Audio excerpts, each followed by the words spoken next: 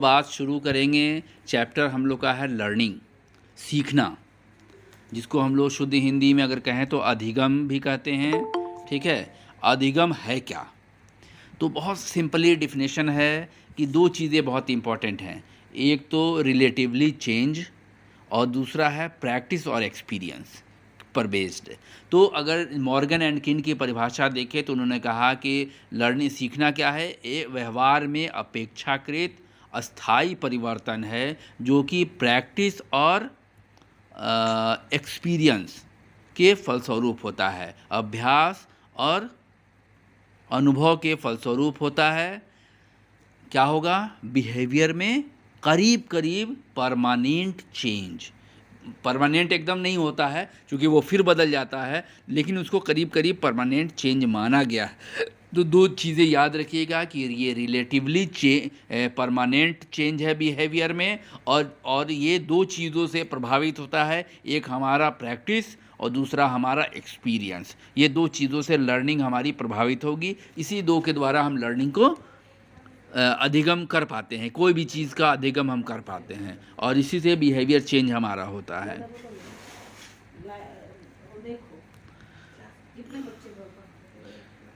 अब हम लोग बात करें कि सीखना, रोल ऑफ मोटिवेशन। डिफिनेशन में किसी को कोई दिक्कत? मॉर्गन एंड किन का ये डिफिनेशन है, ठीक है, किताब इंट्रोडक्शन टू साइकोलॉजी।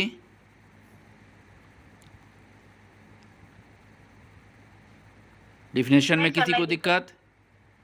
बहुत सिंपल सा डिफिनेशन है, और डिफिनेशन यही बोलिएगा, सबसे अच्छा डिफिनेशन यही माना भी गया है मॉर्गन एंड किन का।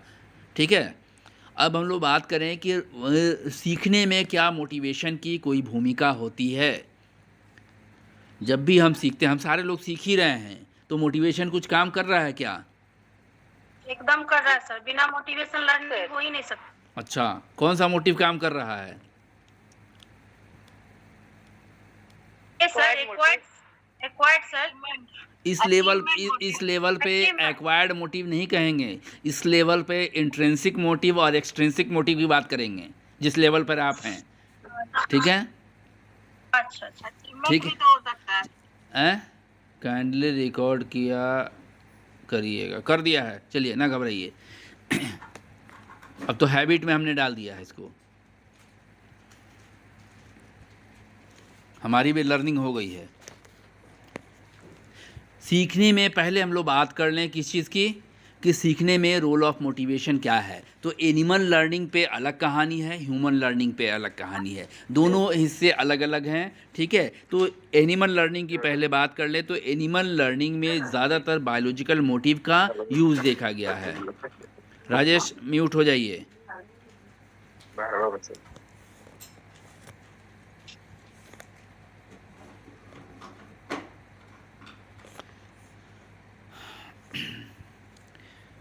एनिमल लर्निंग में ज़्यादातर जो मोटिव काम करता है वो बायोलॉजिकल मोटिव काम करता है।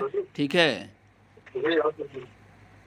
अरे यार कहाँ से इनको बंद करें?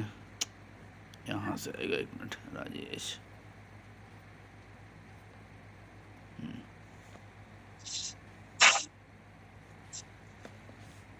चलिए,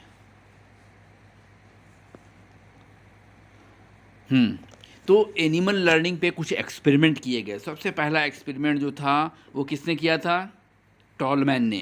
टॉलमैन का नाम सुना है आपने? टॉलमैन हॉन्जिक। टॉलमैन और हॉन्जिक ने 1930 में एक एक्सपेरिमेंट किया, ये देखने के लिए कि मोटिवेशन में पशुओं के मोटिव में कोई भूमिका होती है या नहीं होती है, किस चीज़ की, अगर हम रेनफोर्समेंट दे के देखें तो टॉलमैन और हॉन्जिक ने चूहों का 3 ग्रुप बनाया। पहला ग्रुप जो चूहे का था वो भूखा नहीं था और उसको लक्ष्य पर पहुंचने के बाद भोजन भी नहीं मिलता था। दूसरा ग्रुप वो था जो कि भूखा था लेकिन लक्ष्य पर पहुंचने पर उसको भोजन नहीं मिलता था। यानी पहला तो भूखा नहीं था और उसको भोजन नहीं मिला, कोई मोटिव काम नहीं कर रहा है, ना हंगर मोटिव काम कर रहा है, ना रेनफोर्समेंट उसको दिया जा रहा है। दूसरा कंडीशन कैसा था? जिसमें चूहा जो था वो हंगर था, भूखा था और उसको लक्ष्य पर पहुंचने पर कोई इंसेंटिव नहीं मिल रहा था। ठीक है। तीसरा कंडीशन ये था कि चूहा भूखा था और लक्ष्य पर पहुंचने पर उसको फूड दिया जा रहा था। तो एक कंडीशन में रेनफोर्समेंट दिया जा रहा था, दो कंडीशन ऐसे थे जिसमें चूहा क्या था, मोटिवेटेड था, और एक कंडीशन ऐसा था जिसमें चूहा मोटिवेटेड नहीं था, पहला कंडीशन। ठीक है। और तीनों लक्ष्य पर पहुंचते हैं और तीनों के लक्ष्य पर पहुंचने की ट्रेन देखा जाता है। तो परिणाम में ये देखा गया कि जिस ग्रुप को हंगर मोटिव जिस ग्रुप में था और जिसको इंसेंटिव मिल रहा था, ठीक है, या जिसको रेनफोर्समेंट दिया गया, उसमें लर्निंग की प्रक्रिया जो थी बाकी दो ग्रुप की तुलना में ज़्यादा तेज़ी से देखी गई। तो क्लियर कट हॉन्जिक और टॉलमैन ने ये निष्कर्ष निकाला कि पशुओं के सीखने में मोटिव जो है वो हंगर मोटिव का बहुत बड़ा रोल है। अगर इंसेंटिव दिया जाए तो वो एम्फेसाइज़र का काम करता है, वो लर्निंग, वो मोटिवेशन को और इम्प्रूव कर देता है। ठीक है। अगर आपको कोई प्रतिफलन मिल रहा है, और अपने थ्योरी के लर्निंग के थ्योरी में टॉलमैन ने इसी को कहा था कि अगर चूहों को भोजन दिया जाता है लक्ष्य पर पहुंचने के बाद, तो वो रेनफोर्समेंट एसआर कंडीशनिंग नहीं है, बल्कि वो एक परसेप्चुअल एम्फेसाइज़र का काम करता है। वो परसेप्शन करने की, चीज़ों को समझने की, ठीक है, और चीज़ों को ऑर्गेनाइज करने की क्षमता को बढ़ा देता है। ठीक है। तो ये चीज़ कहा था उन्होंने रेनफोर्समेंट के बारे में या इंसेंटिव के बारे में। तो ये एक्सपेरिमेंट से क्लियर हो गया कि तीसरा ग्रुप जो था वो बाकी दो ग्रुप से उसने बेहतर परफॉर्म किया, क्योंकि उसमें हंगर मोटिव काम कर रहा था और उसको इंसेंटिव भी दिया गया। दूसरा एक्सपेरिमेंट जो था वो मैकिन्टोश ने किया था। मैकिन्टोश ने भी एक्सपेरिमेंट किया और उन्होंने कहा कि हम एक मोटिव नहीं उठाएंगे। उनका जो थीम था वो कुछ अलग था। उन्होंने कहा कि जब पशु में दो मोटिव एक साथ काम करता है तो व्यक्ति ज़्यादा, प्राणी जो है, पशु जो है वो ज़्यादा मोटिवेटेड हो जाता है। यानी इंटेंस मोटिव कब देखा जाता है, जब दो मोटिव एक साथ काम करते हैं। इसके लिए भी उन्होंने चूहे का ग्रुप लिया, 3 ग्रुप लिया, 9 दिन ट्रेनिंग दी गई। और ग्रुप कैसा था, एक ग्रुप वो था भूखा प्यासा, एक ग्रुप जो था से भूखा था, प्यासा नहीं था, एक ग्रुप जो था वो प्यासा था, भूखा नहीं था। इस तरीके से 3 ग्रुप लिया गया और रिज़ल्ट में उन्होंने देखा कि जो ग्रुप में दो इंटेंस मोटिव काम कर रहे थे, भूख भी था और प्यास भी थी, और जिनको लक्ष्य पर पहुंचने पर इंसेंटिव दिया जाता था, उनमें लर्निंग की प्रक्रिया बहुत तेज़ी से हुई बनिस्बत दो ग्रुप के। तो मैकिन्टोश ने यह निष्कर्ष निकाला कि जब प्राणी में दो मोटिव एक साथ काम करते हैं तो प्राणी में और भी ज़्यादा मोटिवेशन बढ़ जाता है। और भी ज़्यादा मोटिव हाई हो जाता है अगर दो मोटिव एक साथ काम करें।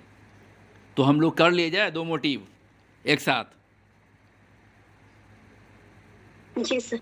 क्या किया जाए, एक मोटिव तो हम लोग का है ही है, अचीवमेंट मोटिव। दूसरा मोटिव क्या बनेगा,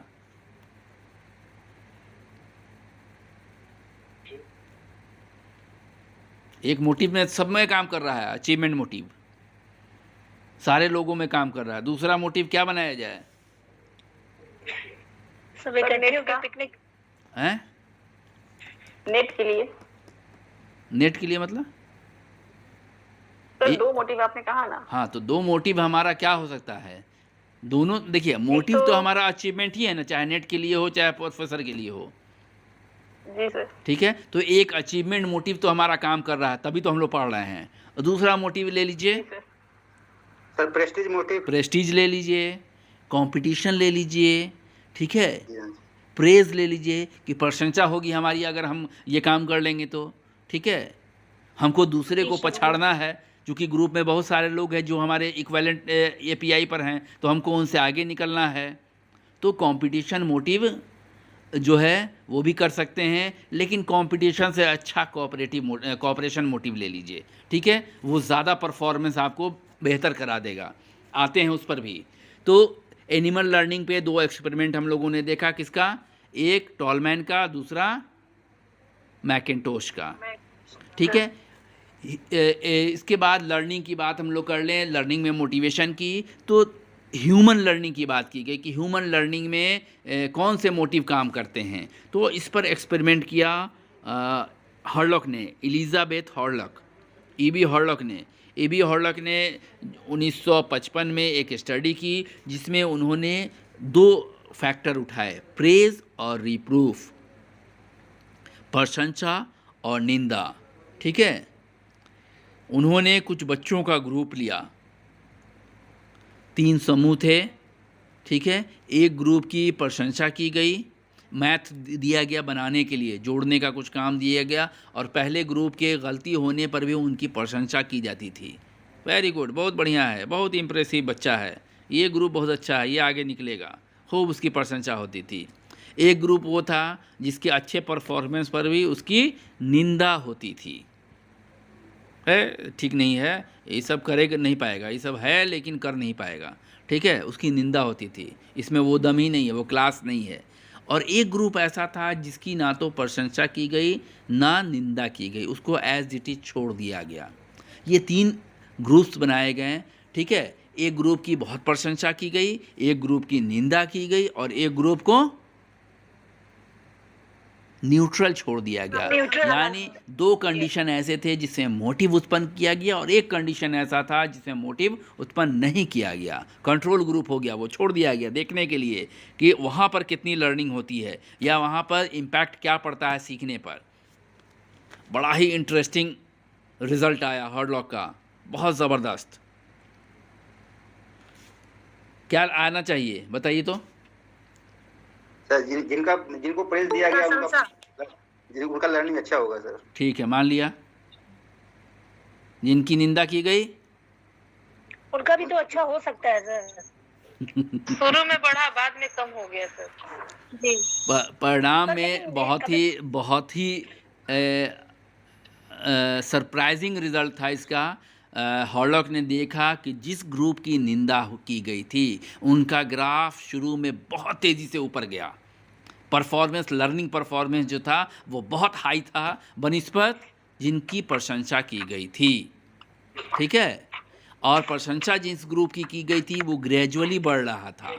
ठीक है, उसका ग्राफ ग्रेजुअली बढ़ा लर्निंग का, इसका बहुत तेज़ी से ऊपर गया और उसका ग्रेजुअली धीरे धीरे ऊपर गया। ठीक है, तो देखा गया कि प्रेज वाले में जो ग्राफ था वो धीरे धीरे ऊपर चला गया, लेकिन जो जिसकी निंदा की गई थी वो शुरू में बहुत तेज़ी से ऊपर गया, लर्निंग उसकी बहुत तेज़ी से तीव्र गति से हुई, और बाद में ग्राफ नीचे की तरफ आ गया। और तीसरा ग्रुप जो था जिसकी ना तो प्रशंसा की गई थी ना ही निंदा की गई थी, वो एज इट इज़ रहा, उसके लर्निंग पे कोई इम्पैक्ट नहीं देखा गया, ज़ीरो था उसकी लर्निंग, कुछ नहीं।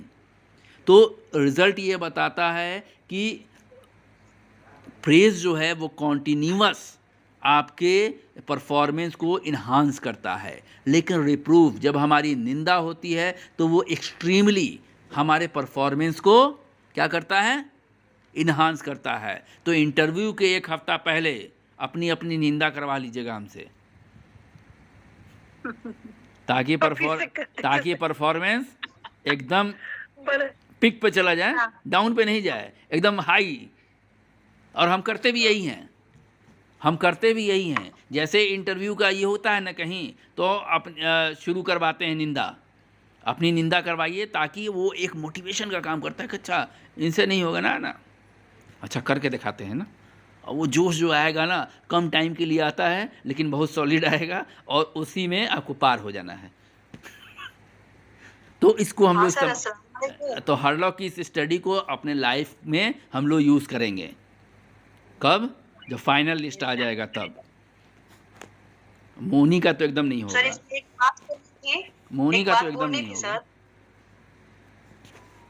क्या सर? हेलो, आवाज हाँ आ रही है, बढ़ रही है ना धीरे धीरे। अच्छा रुकिए, पहले आलिया कुछ बोल रही हैं, सुन लें। हाँ सर, अस्सलाम वालेकुम। वालेकुम सलाम। सर एक बार सर इंटरव्यू दिए थे, तो आज तक मेरे अंदर में इतना गिल्टी फील हो रहा है कि इसे दोबारा हम फेस ही नहीं कर पा रहे। आप कह रहे कि निंदा होने से बहुत ज्यादा हाई होती है, मेरे में तो उल्टा हो गई सर, दोनों रिएक्शन होता है। नहीं, आप निंदा करवा आई ना जो वहां जाके, आपको निंदा पहले करवाना था। अब आप बिना परफॉर्मेंस के वहां जाइएगा तो वहां तो बेइज्जती हो जाएगी। ठीक है, और अगर आपको पहले ही हम लोग कहेंगे कि ना आलिया से तो होने वाला नहीं है, यूजलेस है, तब आपको लगेगा कि हमारी इतनी बेइज्जती, हम करके दिखाते हैं, और एक हफ्ते में आप वो पढ़ लीजिएगा जो आपने कभी सोचा नहीं था।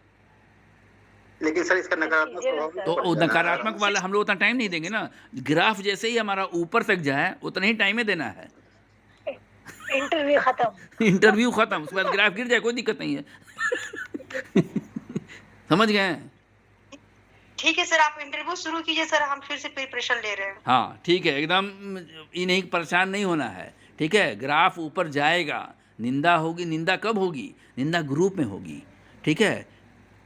जब हम लोग ग्रुप बांट देंगे कि ये ग्रुप जो है ये अच्छा ग्रुप है, ये ग्रुप ठीक नहीं है, ठीक है, ये लोग कर पाएंगे, मोनी तो एकदम नहीं कर पाएगी, तो मोनी को लगेगा कि अरे हमसे नहीं होगा। अच्छा ऐसा कहा सर ने, करके दिखाते हैं।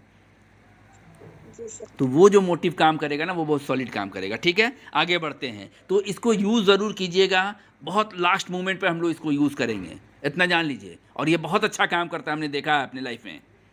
हर जगह हम जहाँ भी गए हैं वहाँ सक्सेस। जितनी बार इंटरव्यू दिया है हम कहीं फेल नहीं हुए हैं।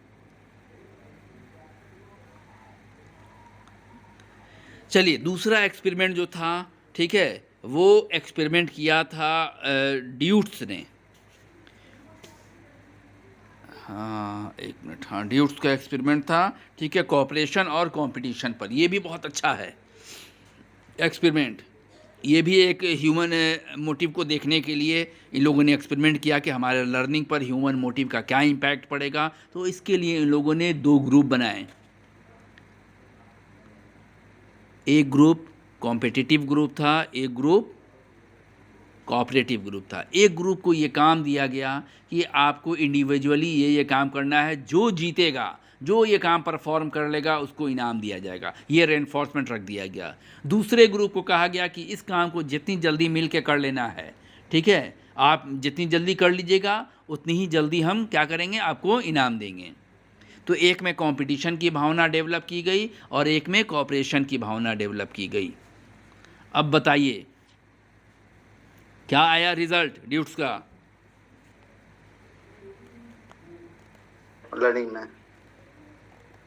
ये कंपटीशन वाला सर बेस्ट हुआ, कोऑपरेटिव वाला, कोऑपरेटिव वाला बेस्ट हुआ, कोऑपरेटिव वाला बेस्ट हुआ। कोऑपरेशन वाला जो था, कोऑपरेशन वाला जो लर्निंग था वो कंपटीशन से ज़्यादा बेहतर था, ज्यादा बेस्ट हुआ। ठीक है। तो हम लोग जिस ग्रुप में हैं वो ग्रुप कंपटीशन का नहीं है, कंपटीशन के पर्पस से है, ठीक है, लेकिन ये ग्रुप कोऑपरेटिव ग्रुप है, ठीक है, सब मिल के काम कर रहे हैं, ठीक है।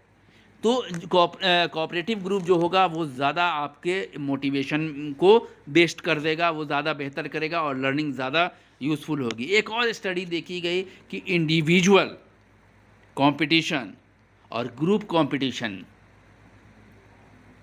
कि जब हम बात करें कि कंपटीशन को ही 2 हिस्से में बांट दिया हमने, इंडिविजुअल कंपटीशन और ग्रुप कंपटीशन, तो तब क्या होगा सर? ग्रुप कंपटीशन सक्सेस होगा सर, लर्निंग की अच्छी इंडिविजुअल वाले का अधिक हो जाएगा लर्निंग। नहीं मैम, ग्रुप वाले का अच्छा होगा, ग्रुप का अच्छा होगा मैम। इंडिविजुअल ज़्यादा बेहतर था। इंडिविजुअल जो ड्यूट्स ने एक्सपेरिमेंट किया और ये देखा, तो उन्होंने देखा कि जो परफॉर्मेंस था इंडिविजुअल कंपटीशन का वो बढ़ के चला गया, 34.7% इंक्रीज़ कर गया परफॉर्मेंस लर्निंग। और दूसरे ग्रुप में जिसमें ग्रुप के से कंपटीशन था उसमें 14.5% ही देखा गया, ठीक है। तो जब हमको कंपटीशन करना होगा तो आप क्या कीजिएगा, इंडिविजुअली कंपटीशन कीजिएगा, ठीक है। मोनी आपको अगर कंपटीशन करना है तो नमिता सिन्हा से कर लीजिए, ठीक है। जब हम पीजी में थे ना तो हमारे अपने बैच में एक भी हमको ऐसा बच्चा नहीं दिखा जो कि तेज़ हो जिससे हम कुछ कंपटीशन करें। तो हमारा जो जूनियर बैच था, साथ में क्लास चलता था, उसमें सब लड़की बड़ी तेज़ थी, एक से एक दिग्गज। तो हमने कहा कि इस ग्रुप से हमको ज़्यादा नंबर लाना है पीजी में। ये तो हमारे बाद एग्ज़ाम देगा, लेकिन ये जितना नंबर लाएगा उससे ज़्यादा हमको नंबर लाना है पहले। तो कंपटीशन आपको करना है, चूँकि ग्रुप बहुत तगड़ा था इसलिए वैसा कंपटीशन हुआ, ठीक है। आपको बनाना है इंडिविजुअली किसी को, कंपटीशन मोटिव अगर आपको डालना है, ठीक है, अचीवमेंट मोटिव के साथ साथ कंपटीशन मोटिव अगर डालना है तो ज़रूर डालिए। और किस चीज़ में डालिएगा, किसी तेज़ को पकड़िए जो तेज़ है और उससे कंपटीशन कीजिए। तो ठीक है सर, हम आपको कंपटीशन में रखेंगे। बिल्कुल बिल्कुल।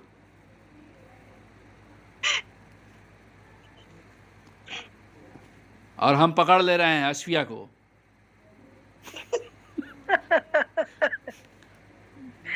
अश्विया मैम का तो रिसर्च अच्छा है सर। वही तो सीखना है ना, जो चीज़ हमारा कमज़ोर है वही ना सीखेंगे। हाँ तो फिर रहमान सर को भी पकड़ लीजिए, दोनों ही अच्छे हैं। रहमान सर लेंदी कर देते हैं, कॉन्सेप्ट एकदम एक जगह नहीं रहता है उनका। हाँ वो अश्विया मैम टू द पॉइंट वो डिटेलिंग इतनी कर देते हैं कि कंफ्यूजन होने लगता है कि क्या चीज़ कहाँ से चले थे कहाँ पहुँच गए। लेकिन फिर भी अच्छा है उनका कॉन्सेप्ट। उनको हम बताएंगे एक चीज़ कि किसी चीज़ को फोकस कीजिए कैसे, ठीक है। टीचिंग में ये बहुत इंपॉर्टेंट है कि हम जब पढ़ा रहे हैं कोई चीज़ तो वहाँ से अगर हम डाइवर्ट होते हैं, किसी चीज़ पर डाइवर्ट होते हैं तो वापस आ जाने की टेक्निक होनी चाहिए। हाँ, वापस आने की टेक्निक आनी चाहिए, है ना, कि हम वापस बैक आ जाएं जहाँ से शुरू किया था। नहीं तो फिर डाइवर्सिटी धीरे धीरे धीरे बढ़ता चला जाता है और टॉपिक वेग हो जाता है, टॉपिक वेग हो जाता है ना।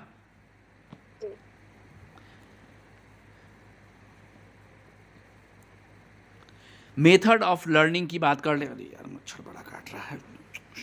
मेथड ऑफ लर्निंग में 3 मेथड हम लोगों ने बहुत पहले लगता है प्रैक्टिकल किया था पार्ट 1 में। सब जानते होंगे 3 तरह के मेथड है मेथड ऑफ लर्निंग। अच्छा एक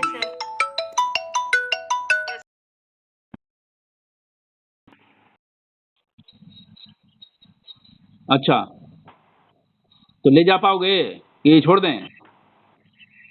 ले जाओगे? अच्छा ठीक है।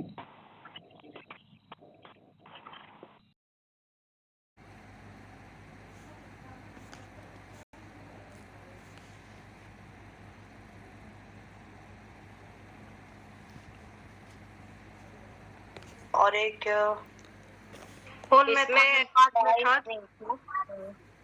और अविराम था। मैम एक मास एंड स्पेस था, दूसरा होल एंड एक इंटेंशनल एंड इंसिडेंटल था। चलिए very good very good. Massed and क्या बोलते हैं? स्पेस स्पेस मेथड, ठीक है। डिस्ट्रीब्यूटेड है, फिर होल एंड पार्ट मेथड, और स्पेस मेथड को डिस्ट्रीब्यूटेड मेथड बोलते हैं। बोलिए ले जाएगा क्या? टेस्ट भी बोल सकते सुबह हैं। आएगा सुबह में? हाँ अच्छा मोबाइल ले जाएगा। हाँ हेलो। तो 3 मेथड हम लोग बेसिकली ध्यान दे रहे हैं कि मास्ट एंड स्पेस्ड, ठीक है। तो मास और स्पेस में क्या फ़र्क है? विराम रेस्ट है सर, एक में रेस्ट दिया जाएगा, एक में रेस्ट नहीं दिया जाएगा। एक में हमको रेस्ट देना है, यानी मास जो है वो अविराम है, कंटिन्यू सीखना है। हिंदी अगर समझ ले तो उसको कंटिन्यू सिखाना है, उसको कोई रेस्ट नहीं देना है। और दूसरे में हमको रेस्ट देना है, स्पेस दे देना है कि इतने लर्निंग के बाद आपको स्पेस दिया गया, ठीक है। जब लंबा टास्क होगा, जब बड़ा आइटम होगा लर्निंग मटेरियल, तो हमको क्या होता है, अविराम गति से सीखा जाता है, ठीक है। दूसरा जो है होल में गति से ना सर, और लंबा भी सर होगा तो विराम गति से सीखेंगे। रेस्ट दे के सीखेंगे ना, लंबा पाठ होगा तो। अच्छा ऐसा सीखिएगा। कठिन होगा और लंबा होगा तो पार्ट में कर दें। विराम बोल रहे हैं सर, विराम नहीं ना, वही तो पूछ रहे हैं कि तो पार्ट में क्यों ना कर दें। पाठ में भी हो जाएगा सर, अंश विधि भी हो सकता है इसमें, लंबा पाठ होगा तो।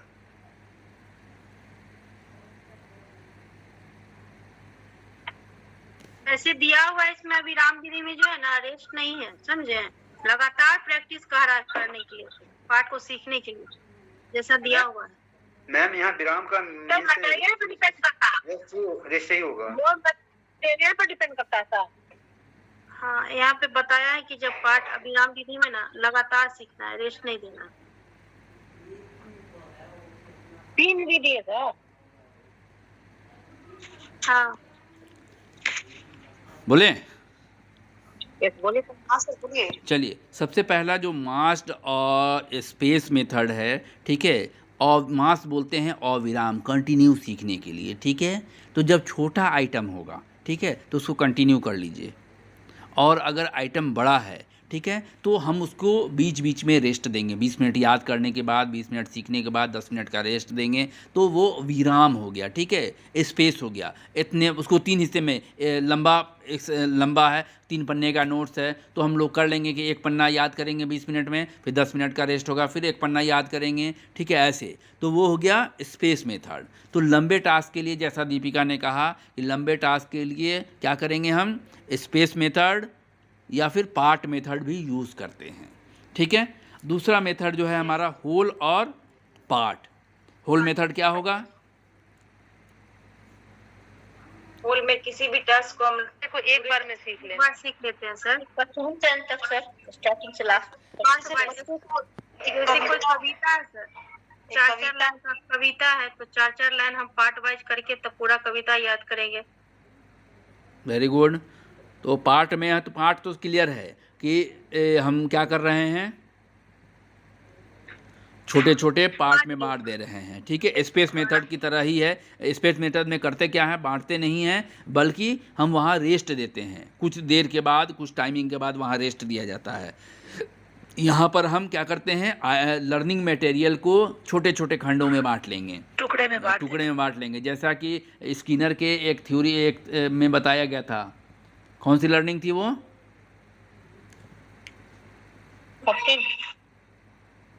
Programme learning sir. Yes, programme learning में भी लर्निंग मटेरियल को क्या करते हैं, छोटे छोटे खंडों में बांटते हैं, ठीक है। तो यहाँ जब हम स्पेस मेथड की बात, पार्ट मेथड की बात करेंगे, तो यहाँ पर हम लर्निंग मटेरियल को छोटे छोटे हिस्से में बांट के सीखेंगे, ठीक है। तीसरा मेथड जो है वो इंटेंशनल वर्सेस इंसिडेंटल। ये बताइए क्या है?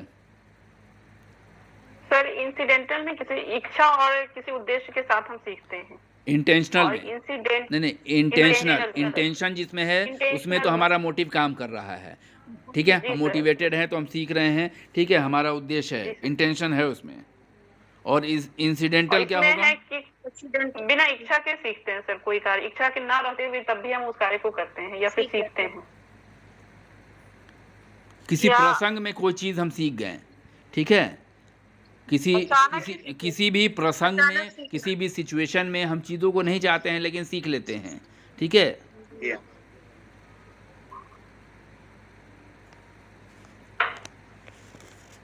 तो ये 3 मेथड हमारे हो गए। क्लियर है तीनों मेथड? एक बार हमको डिफाइन कर लीजिए बहुत सिंपली कि मेथड जो है वो सबसे पहले स्पेस मेथड वर्सेस मास में कंटिन्यू सीखेंगे, और स्पेस में क्या करेंगे, रेस्ट देके सीखेंगे। एकदम इतना ध्यान रखिएगा, इतनी ही बात करनी है। पार्ट एंड होल मेथड में, होल में हम क्या करेंगे, संपूर्ण टास्क को एक बार सीखेंगे, और पार्ट में क्या करेंगे, लर्निंग मटेरियल को छोटे खंड में बांट के सीखेंगे, 2-3 टुकड़े में कर लेंगे, ठीक है। और इंटेंशनल लर्निंग में हमारा इंटेंशन होगा, जिस चीज़ पर हम मोटिवेटेड होंगे, जिस चीज़ को हम सीखना चाहते हैं उसमें सीखेंगे, ठीक है। इंटेंशनल लर्निंग जिसमें हमारा ध्यान है, हमारा मन है, हम मोटिवेटेड हैं। और दूसरा जो है वो इंसिडेंटल लर्निंग है कि किसी प्रसंग में हम लोग कोई चीज़ सीख गए, कोई घटना घटी, उसी घटना के क्रम में या रोज़मर्रा कोई चीज़ हो रही है, देख देख के सीख गए, ठीक है। जी सर। 2 बार आरओ की मशीन मेरी ख़राब हुई, हम आरओ के मिस्त्री नहीं हैं, लेकिन आज हम खोल के बना दिए। जी हाँ, जी हाँ। तो ये क्या था, इंटेंशनली हमने सीखा नहीं था, ये इंसिडेंटल लर्निंग था कि कहाँ से खुलेगा, कहाँ कौन सा पेच है, क्या चीज़ डैमेज हो सकता है, ठीक है। तो इंसिडेंटल लर्निंग और इंटेंशनल लर्निंग क्लियर है। अब आते हैं हम लोग लर्निंग की थ्योरीज पे। कौन कौन सी थ्योरीज है लर्निंग की? सबसे पहले क्लासिकल कंडीशनिंग से शुरू करें। पेवलव की थ्योरी। पेवलव की थ्योरी। पेवलव है सर। हाँ, पेवलव की थ्योरी। बड़ा ज़बरदस्त थ्योरी है ना। इसको समझ लीजिए बहुत आसानी से। पैवलव की थ्योरी 1904 में आई, ठीक है। क्या था ये सिद्धांत? क्लासिकल कंडीशनिंग के नाम से जाना गया। ये कुत्ते पर एक प्रयोग था, जिस प्रयोग के आधार पर कंडीशनिंग के कुछ कॉन्सेप्ट लाए गए कि कौन कौन सी चीज़ें हैं लर्निंग में, किस किस तरह के लर्निंग हो सकती है, इसकी व्याख्या की गई। और ये 1904 का जो एक्सपेरिमेंट था वो सलाइवा सेक्रेशन पे था, ठीक है। कि सलाइवा न्यूरोलॉजिस्ट थे IV पैवलव, और उन्होंने ये एक्सपेरिमेंट किया कुत्ते पर। 4 कंपोनेंट हैं, बहुत इंपॉर्टेंट है इसमें।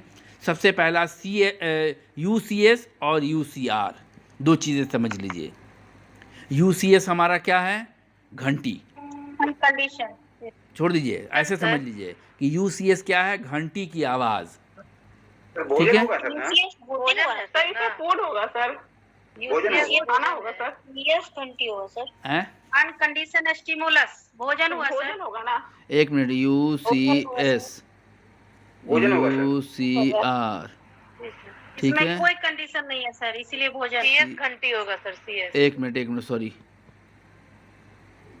हाँ चलिए, UCS और UCR, पहले 2 चीज़ें हम लोग समझेंगे। UCS जो है हमारा भोजन है, और UCR हमारा लार है, ठीक है। कुत्ता के सामने भोजन दिया जाता है, यानी UCS प्रेजेंट किया जाता है, और कुत्ता लार गिराता है। नॉर्मल फिनोमेना है कि कुत्ते के सामने भोजन रखिएगा तो वो लार गिराएगा। तो UCS के प्रति कुत्ता UCR करता है, इट इज़ द नॉर्मल, ठीक है।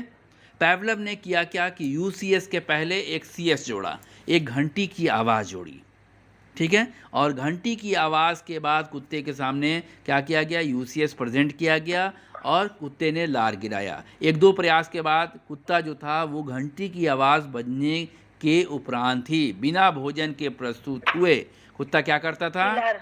लार गिराने लगता था। तो इसको पैवलव ने UCR नहीं कहा, इसको उन्होंने CR कहा। CS के प्रति CR कहा कि कंडीशन स्टिमुलस के प्रति कंडीशन रिस्पॉन्स। भोजन अभी दिया नहीं गया है, कुत्ते ने भोजन पे लार नहीं गिराया है, बल्कि घंटी की आवाज़ आई और घंटी के ऊपर ही कुत्ते ने लार गिराना शुरू कर दिया। तो जैसे ही CS के प्रति कुत्ता CR करता है, it is the condition, it is the time of conditioning. इसी को कंडीशनिंग कहा गया कि ये कंडीशनिंग है कि जब कुत्ता CS के प्रति CR करता है, यानी घंटी के प्रति लार गिराता है बिना भोजन के प्रस्तुत किए। क्लियर है? यस सर नहीं सर, एक चीज जानना चाहते हैं। पहले पैवलव महोदय भोजन के बाद घंटी उपस्थित किए या घंटी के बाद भोजन दिए? नहीं, पहला कंडीशन सुनिए, 1 मिनट। जब एक्सपेरिमेंट शुरू किया गया तो कुत्ते के सामने भोजन प्रस्तुत किया गया, ठीक है। और प्रस्तुत किया गया तो कुत्ता क्या करेगा? लार टपकाया। छोड़ दिए कुत्ते को, हम लोग अपने ऊपर एक्सपेरिमेंट कर लेते हैं, ठीक है। भोजन आएगा सर। मान लीजिए अच्छा कि खाना देखें। हाँ अच्छा खाना बना, ठीक है। आज अच्छा खाना, आज मंडे है, ठीक है। आज अच्छा खाना बना और प्रस्तुत किया गया, देख के तो मुंह में पानी आ गया। अरे कुत्ते को कहा आएगा, हम लोग को भी आ जाता है, सोच के आ गया। हम लोग को भी आ जाएगा, ठीक है। सर जब हम अचार खाते हैं तभी तो लार टपकता है सर। वो सलाइवा सेक्रेशन दूसरा है, लेकिन हमको ये पता है कि मंडे को क्या है? पुलाव मिलता है, बिरयानी मिलती है। तो ये कंडीशन है कि मंडे को बहुत मज़ा आएगा, सीख गए हम मंडे। और खिचड़ी मिली तो ठीक है। अब एक्सटेंशन हो जाएगा सर। तो वो बाकी जो एक्सपेरिमेंट आया है वो का जो कॉन्सेप्ट आया है वो मिलेगा। हाँ एक्सटेंशन हो जाएगा सर। एक्सपेक्टेशन हमारा पूरा नहीं होगा तो क्या होगा? एक्सटेंशन एक्सटिंक्शन हाँ। विलोपन। जी सर। ठीक है। लेकिन सर स्पॉन्टेनियस रिकवरी भी तो होगा ना? हाँ हो सकता है कि फिर इसी चक्कर में फिर हम लोग रहें कि कुछ मिले।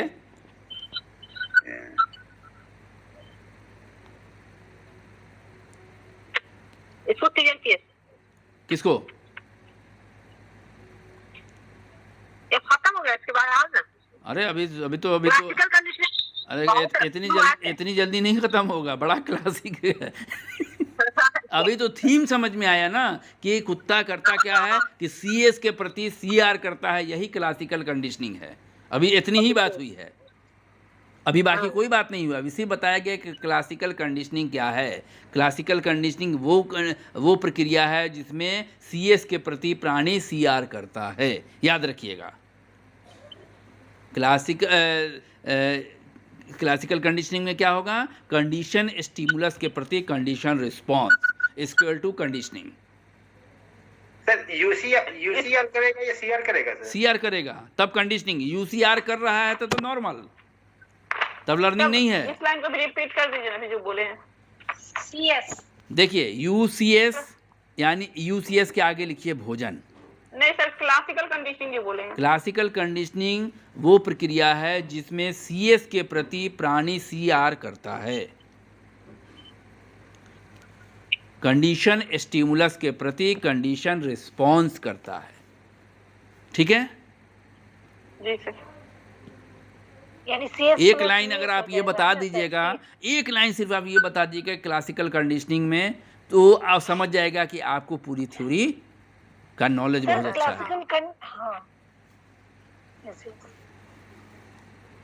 हाँ बोलिए।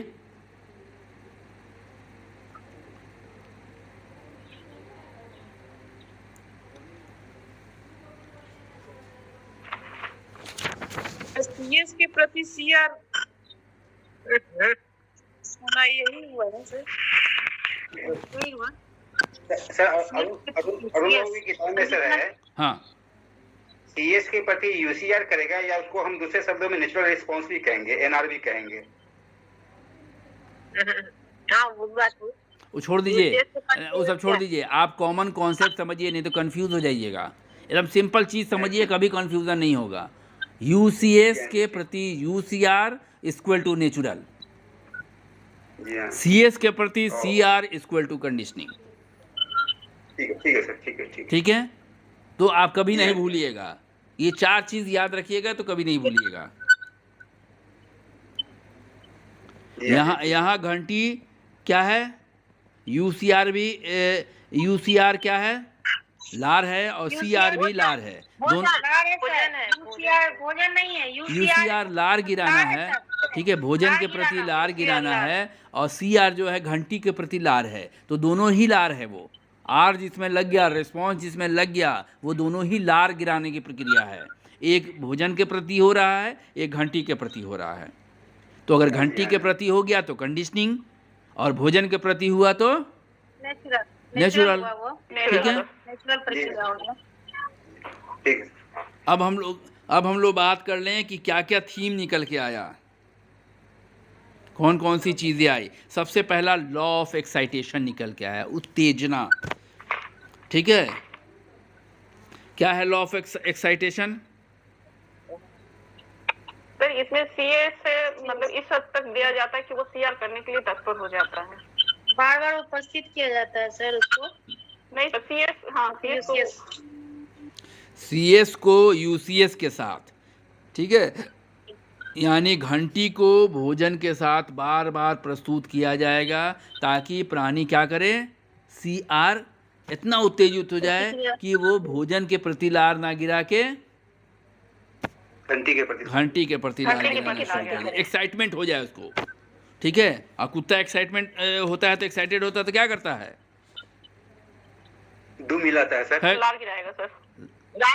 आप लोग कुत्ते का ऑब्जर्वेशन ठीक से नहीं किया है। देखिए हम बताते हैं, जबान निकालता है, एक्साइटेड होगा ना तो जबान निकाल के गर्दन हिलाएगा बहुत तेजी से, दुम नहीं हिलाता है। दुम कब हिलाता है, जब आप उसको खाना दीजिएगा ना तो आपके पीछे पीछे पहुंच खिलाएगा कि आप मालिक हैं हमारे, फॉलो करेगा आपको। और बिल्ली तो जो एकदम ही उल्टी है सर। बिल्ली तो हम देखा है, ऑब्जर्व नहीं किया है। चलिए दूसरा पॉइंट है हमारा लॉ ऑफ इंटरनल इनहिबिशन। क्या होगा इसमें, आंतरिक अवरोध।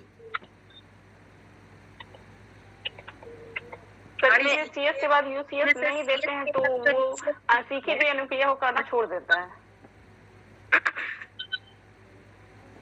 तो इसको एक्सटिंक्शन ना बोलें, नहीं सर, सर इसमें सर ये इंटरनल इनहिबिशन होगा ना। जानबूझ के नहीं करता है, एक तरह का टेंडेंसी डेवलप कर लेता है कि हमको नहीं करना है, वो इंटरनल इनहिबिशन। विलोपन नहीं देखा जाता, रोक लेता है, खाना मिल ही नहीं रहा है, ठीक है। जी जी सर। घंटी बजा रहे हैं, खाना मिल ही नहीं रहा है, तो काहे के लिए हम हाँफे नहीं हाँपेंगे, ठीक है। तो ये दूसरा कंडीशन क्या था,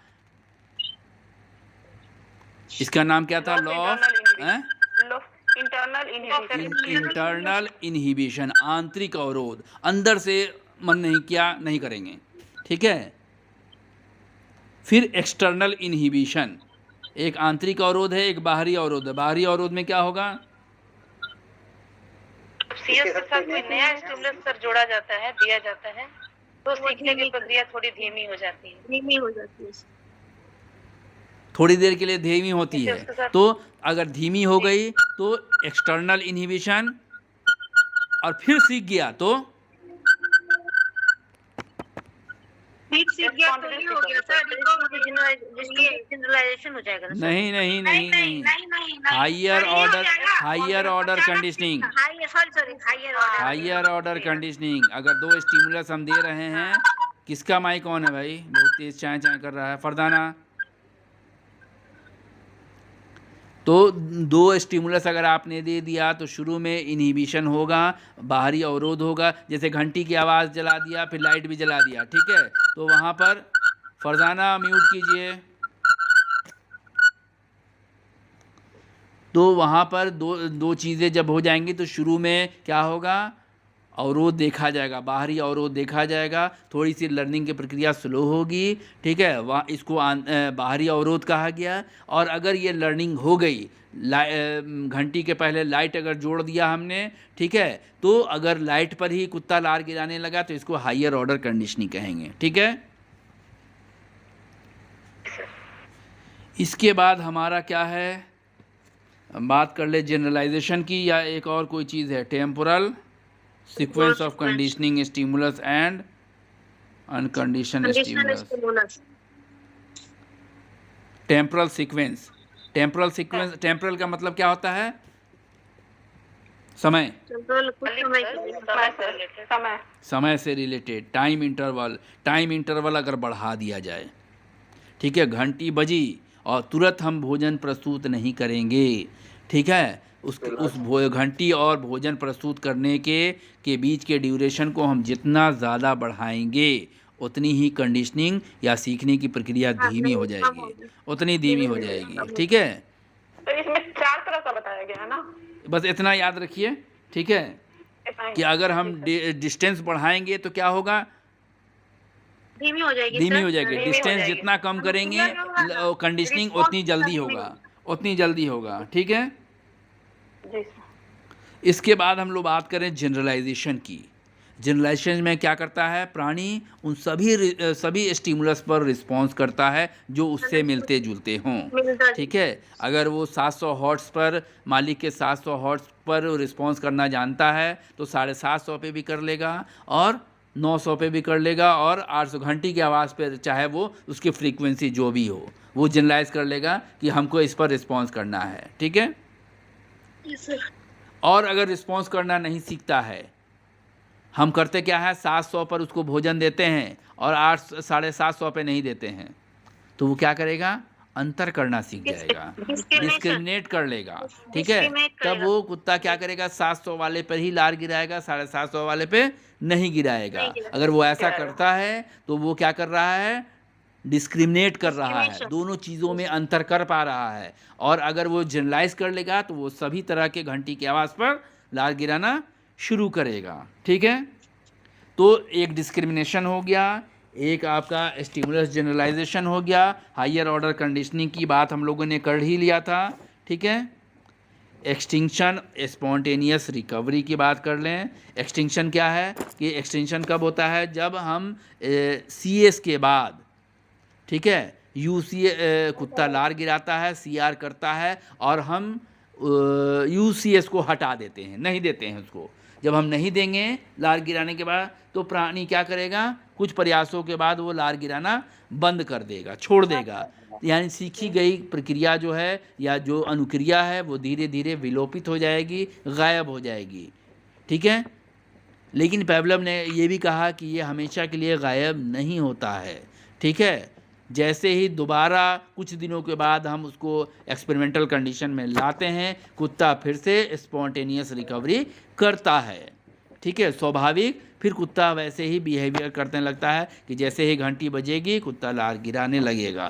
ठीक है, तो सीखी गई अनुक्रिया जो है वो विलोपित होती है कुछ समय के लिए जब हम यूसीएस नहीं देते हैं, लेकिन बहुत दिनों के बाद अगर गैप हो जाए और कुत्ते को वापस उस कंडीशन में लाया जाए तो कुत्ता फिर वही रिस्पॉन्स करता है।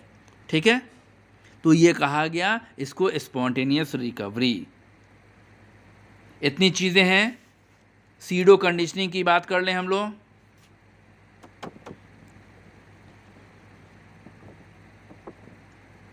सर एक चीज जानना था कि सर वो यूसीआर और सीआर के बीच जो इंटरवल होगा सर, जिसमें आपने टेम्पोरल सीक्वेंस की बात की है, नहीं सेकंड में कितना? नहीं, आप ध्यान दीजिए, सीएस और यूसीएस के बीच, घंटी और भोजन के बीच अगर डिस्टेंस बढ़ा देंगे तो लर्निंग नहीं होगा, कंडीशनिंग होगा ही नहीं। धीमी हो जाएगी वो सर, कंडीशनिंग होगा ही नहीं ना, क्योंकि जोड़ ही नहीं पाएगा उसको, एसोसिएशन ही नहीं होगा दोनों के बीच में।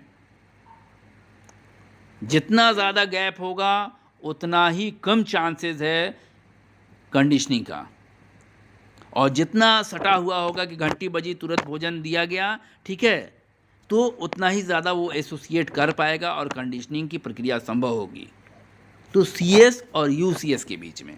ठीक है सर, सीएस और यूसीएस के बीच में पेवलव महोदय ने अपने सिद्धांत में 5 सेकंड की चर्चा की थी सर। ठीक है, 0.5 है, 0.5 है, हाँ, आधा सेकेंड, 0.4 से 0.5। आधा सेकेंड, 0.5 सेकेंड का मतलब आधा सेकेंड। जी हाँ, जी हाँ, जी हाँ, 500 मिली सेकेंड। सीडो कंडीशनिंग कोई बताएगा? पास्ट एक्सपीरियंस के आधार पे सर, जो कुत्ता है वो एक्सपेरिमेंटल सिचुएशन में लाने पर उसको फिर से वो सलीवा सिक्रेशन अपने आप करने लगता है। तो ये तो स्पॉन्टेनियस रिकवरी हो गया। दीपिका, नहीं सर, यहाँ सीएस नहीं दिया जाता है सर, यहाँ सीएस उपस्थित नहीं रहता है, उसमें हम लोग सीएस देते हैं, वहाँ घंटी देते हैं स्पॉन्टेनियस रिकवरी में। अच्छा ठीक और है, यहाँ आप घंटी नहीं देते हैं। हाँ, ये तो अंतर है सर। पूरी बात बताइए। वो पास्ट हाँ। एक्सपीरियंस के आधार पर सलाइवा सिक्रेशन होने लगता है। ठीक है, वेरी गुड। हाँ, डिफरेंसेस होना चाहिए, क्योंकि पूछ देगा, अगर आधा अधूरा बात बोलिएगा तो पूछेगा वो। एक सर रिकंडीशनिंग भी है सर इसमें, रिकंडीशनिंग भी है सर। रिकंडीशनिंग क्या है बताइए? सर इसमें सीएस और यूसीएस को पेयरिंग करके दिया जाता है। सीएस और यूसीएस को पेयर करेंगे। हाँ, ऊपर होने के बाद सर, हाँ, फिर दोबारा जब उसी एक्सपेरिमेंटल कंडीशन में सीएस और यूसीएस को पेयरिंग करके दिया जाता है तो फिर रिकवरी हो जाता है सर, सलाइवा सिक्रेशन करने लगता है, और इसमें सबसे ज्यादा तेजी से कंडीशनिंग होगा। ठीक है, वेरी गुड। एक और था, न्यूरोसिस भी देखा गया था, जब कुत्ता कंफ्यूज हो जाता है, जब दो स्टिमुलस के बीच में वो डिस्टिंग्विश नहीं कर पाता है, डिस्क्रिमिनेट नहीं कर पाता है, ठीक है, तब वो कुत्ता क्या होता है, झुंझला जाता है और ज़ोर ज़ोर से भौंकने लगता है। ठीक है, तो ये कंडीशन भी बताया गया। सर बता दीजिए। जी, सीडो कंडीशनिंग में बताया गया है कि एक्सपेरिमेंट हो गया, कुत्ते में लर्निंग हो गई, कुत्ता कंडीशनड हो गया, ठीक है, उसके बाद एक्सटिंक्शन भी कर दिया हमने, विलोपन की प्रक्रिया भी सम्मिलित हो गई, कुत्ते को सीएस दिया गया, ठीक है, कुत्ते ने सीआर किया, हमने उसको भोजन नहीं दिया, यूसीएस हटा दिया, कुत्ते ने कहा क्या रे कोई फ़ायदा वादा है नहीं, लार गिराने से लार गिराना बंद करो। जो सीखी गई प्रक्रिया थी, जो क्रिया थी, वो विलोपित हो गई। अब कुछ दिन के प्रयास के बाद कुत्ते को वापस हम एक्सपेरिमेंटल कंडीशन में लाएंगे, ठीक है, जैसे ही लाएंगे तो जैसे ही कुत्ता एक्सपेरिमेंटल कंडीशन में आया तो उसको समझ में आया कि अरे फिर वही घटना घटने वाली है हमारे साथ, फिर हमको लार गिराना है, तो कुत्ता क्या करता है, वैसे ही एक्साइटेड हो जाएगा, वैसे ही एक्साइटमेंट देखा जाएगा और वैसा ही वो बिहेवियर करने लगेगा जैसा वो पहले करता था। इसको कहा लेकिन गया घंटी सीडो नहीं दिया कंडीशनिंग। जाएगा। ठीक है, घंटी नहीं सर, देंगे, लेकिन कुत्ता इसका आके लार गिराने लगेगा स्वतः ही कि लार गिराए, जल्दी से भोजन वोजन मिले हमको। एक्सपेरिमेंटल कंडीशन को देख के घंटी का यहाँ कुछ बात नहीं। ठीक है, जैसे ही हम लोग इंटरव्यू हॉल में पहुंचेंगे, पहले ही हम लोग बोलना शुरू कर दिया जाएगा। पूछे या ना पूछे, हम लोग बोलना शुरू कर देंगे। ठीक है, पूछेगा क्या कर रहे हैं तो बताइएगा pseudo conditioning sir, pseudo conditioning.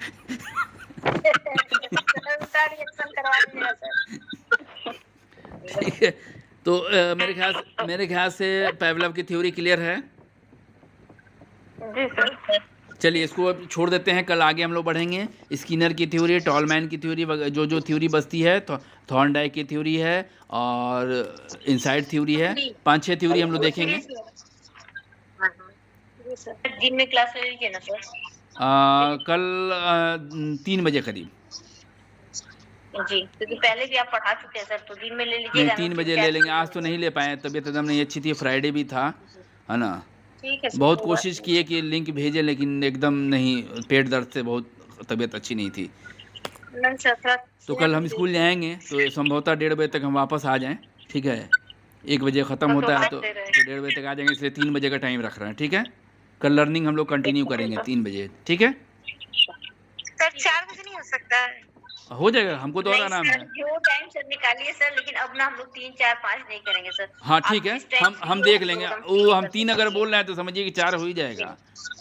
हाँ, चलिए, अब फिर आप वो रिकॉर्डिंग पे डाल ही देते हैं। हाँ डाल देंगे। ठीक है, ठीक ठीक।